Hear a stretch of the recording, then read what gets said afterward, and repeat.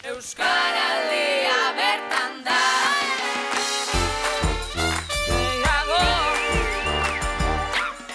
Javi Ribero naiz, ama tabernako jabetako bat, gortarrikokin batea.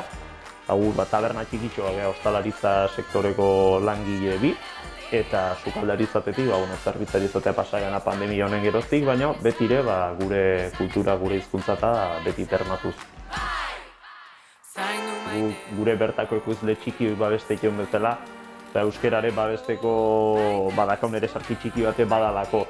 Azkenen gu beti hasieratik defenditu izan genuen gure komunikazio euskeraz izango zala lehendabizi, eta gero erdaraz, ingelesez, beste hizkuntzatutan, baina gure nortasunan parte izanagatik lehendabizi euskeraz, agurtu bezero euskeraz, eta gero, saiatuko gara elkar komunikatzen.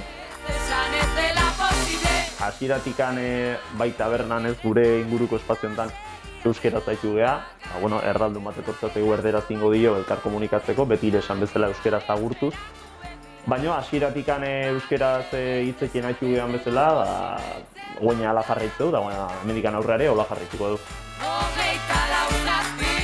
Baina baitu, ostalaritzan sektoretikan, adibidez, hitz teknikok euskaratzez, askotan zaila itxezaigulako, bai ezjakintasunez, baita ere, ez zaizkiulako iritsi, ez dakiulako nola esan zerbait, zerbitzuari lotuta daun zerbait, edo sukaldari lotuta daun zerbait euskeraz. Ala moduko hiztegi bat ostalari helaraztea, ondo lehoke ez, kartako euskeratzen laguntzeko, zerbitzu euskaraz ematen laguntzeko, segurtasun gehiago sentitzeko ez, zerbitzari bat behare euskeraz sartzen saiatzeanen ez, guai ez dauzkau kanpoko Euskal Herriko eztan jendea euskeraz saiatzeana, baina askotan iristea puntuan duen esate egun.